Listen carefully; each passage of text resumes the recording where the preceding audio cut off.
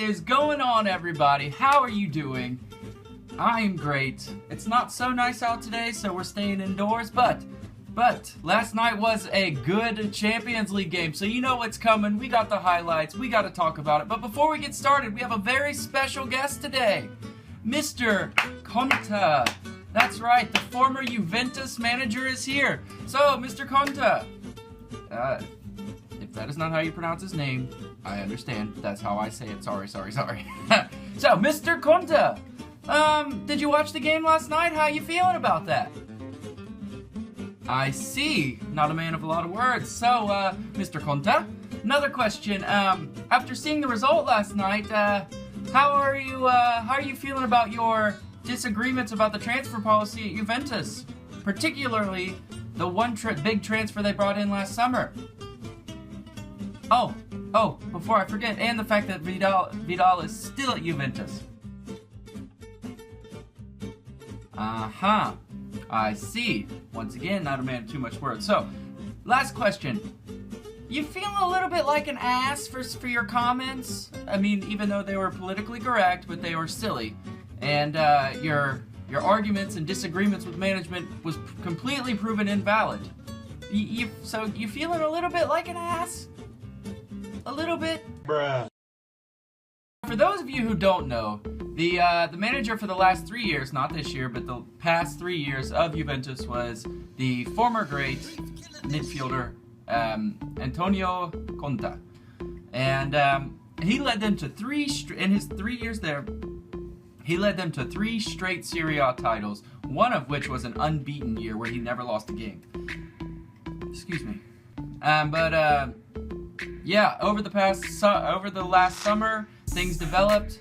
It turned out that at the end of the year, he had heard about plans that the management was making as far as transfer policies go, or transfer policies, but possible transfers from people on his team and people coming in. He had disagreements about it. So in May of last year, he actually handed in his resignation. But after talking to Nedved, also the Czech great from Juventus, they convinced him to go on holiday and then come back and talk about it.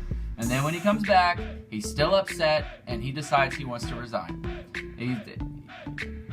A lot of it was coming about because a lot of Juventus was doing really well, and a lot of the big-name players like Vidal and Pogba's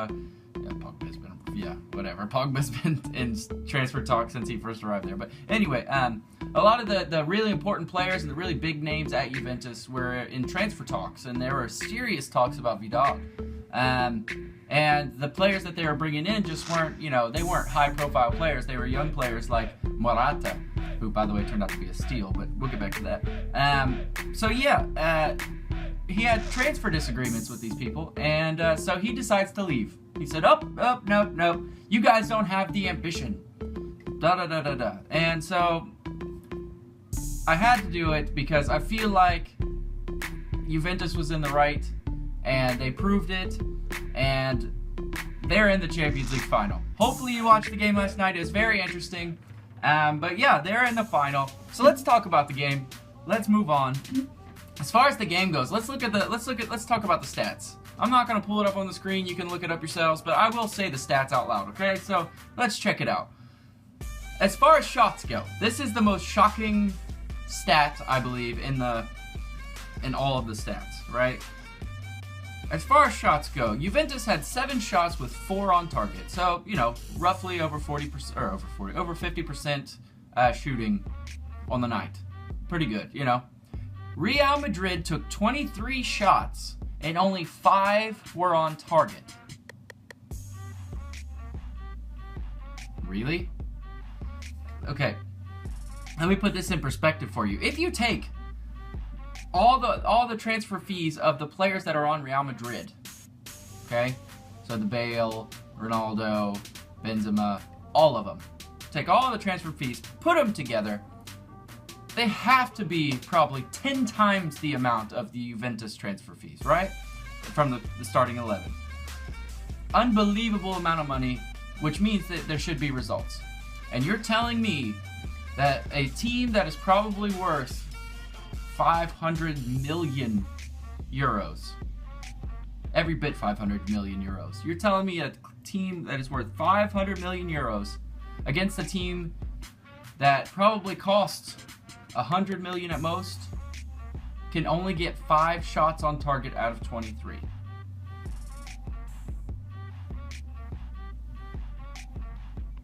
Really? So yeah, that's really the only stat I wanted to talk to you about, because all the other ones don't really, it's not that huge. I can tell you them. Tackles, Real Madrid had 25 to Juventus' 12. Fouls, 11 from Real Madrid to Juventus 7. Possession was 54% for Real Madrid to 46% of Juventus. We knew all this coming into it because we knew what Juventus was going to do. They were going to park the bus. They were. They ran a 4-5-1 formation, and that's exactly what they did. They made sure that everyone stayed behind the ball. They weren't not. That's good English, Garrett. They were still pressing and trying to score goals. I'm not saying that at all, and they proved it. I mean, they did score a goal off a set piece, but regardless. But they were playing some attacking football, but for the most part, they were making sure that Real Madrid, the storm of Real Madrid, was not going to pass them. So, but yeah, let's talk about the goals. So first of all, the very first goal was scored by Cristiano Ronaldo from a penalty, and to be honest with you, it was the worst. I shouldn't say worst, because it wasn't that bad. It was a horrible penalty call. And no, it was not Ronaldo who got the penalty. He was fouled outside of the box, and they should have got a free kick, because he was fouled. It was a legitimate foul. He was gangbanged hard, okay? But, yeah, he passes the ball right outside the box to James Rodriguez. Rodriguez gets a slight hip check from Chiellini, and of course, he goes straight to ground, and a penalty is called. Whoop-de-doo, big shock there. But Cristiano Ronaldo puts the ball in, just clinical. It's Ronaldo, come on. But yeah, that was not a penalty in my opinion at all. And yeah, I guess I don't really know what the ref was thinking, but hey, that's what he saw, so whatever. You don't want to be too critical on refs. So, but yeah. Real Madrid were just going for the throat after that too. They just kept on shooting and shooting and shooting. After that, after the first half, the second half kicks in, and yeah, Juventus are pushing. They are obviously trying, because with one goal, they are back in the driver's seat to get to go to the final. And in the 57th minute, actually 56th minute, there's a free kick earned, and it is crossed into the box. And it is cleared, but then Vidal gets to the ball first, and he puts up a haymaker. He puts up a Hail Mary. So he's not even facing the goal. He just kicks the ball straight up and just hopes for the best.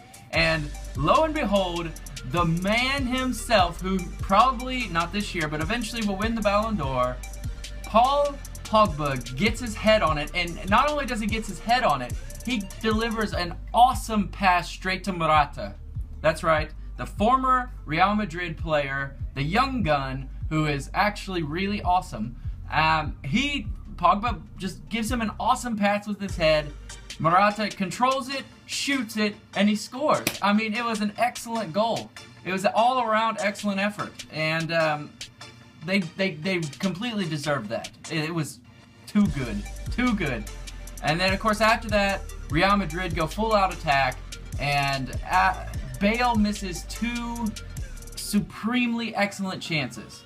One of them was slightly harder than the other. The first one, which was he had a volley from James Rodriguez that he could have put in, either from James Rodriguez or Ronaldo, I can't remember, but regardless, Bale had the 2 best chances at open net to put it in. I shouldn't say open net, because Buffon was there. But he had chances, okay? He had plenty of chances. And, yeah, he missed them. The worst was the header.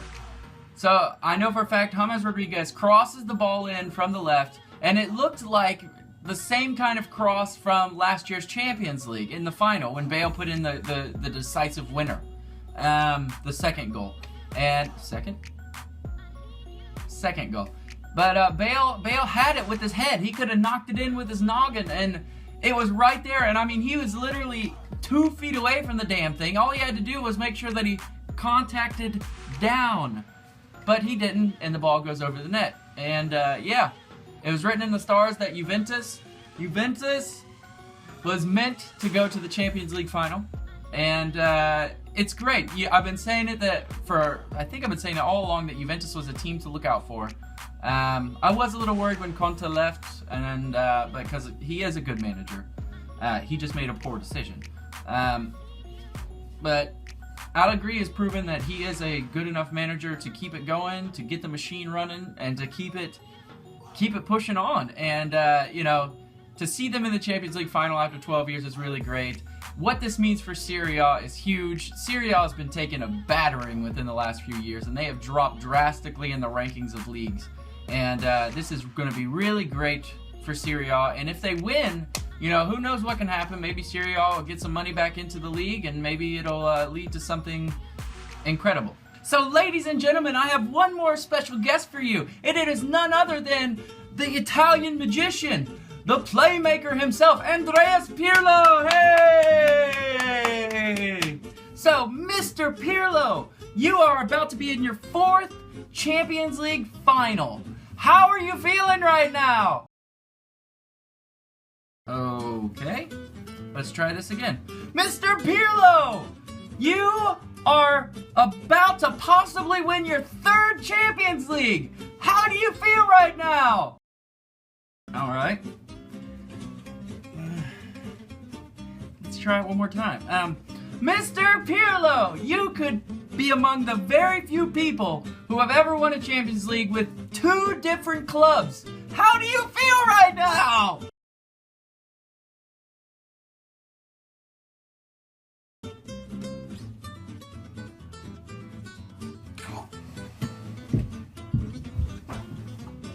Well, guys, that is going to do it for today. Once again, big congratulations to Juventus. This Champions League final could turn out to be absolutely excellent. There's still a few guys who, particularly Buffon, who I think deserve it. And, of course, Pirlo, he's nothing but class. One of the most interesting old guys in the league right now. I'll never forget the quote he said about about pre-training and all that, talking about it being masturbation for fitness coaches. I mean, just classic. The guy is awesome. And, yeah. The fact that they're going to be in Berlin is also significant because you got people like Buffon and Pirlo who won the World Cup there. So, I mean, it's a special place for them. And, this could be, if they win, you never know. Buffon and Pirlo could both say, you know what? We done it. We're done. And they might leave. And that could be the end of it. And this could be the last time we get to see these 2 greats play. So, very awesome. And, of course, Barcelona deserved it, too. I'm not taking anything away about Barcelona, but right now, it's about Juventus. It's about the little guy making it in. The team that is not worth, or not, I shouldn't say worth, did not cost half as much as Real Madrid or Barcelona. And, yeah, just absolutely awesome. But that is going to do it for today. Guys, make sure you leave a comment. I want to know your advice, your opinion. Did you find this video funny? Did you find it entertaining? Did you find it interesting? Leave a comment down below. Tell me what you think. Also, new people, don't forget to subscribe. It's free. Hit that like button. And guys, thank you so much for watching. I will see you next time.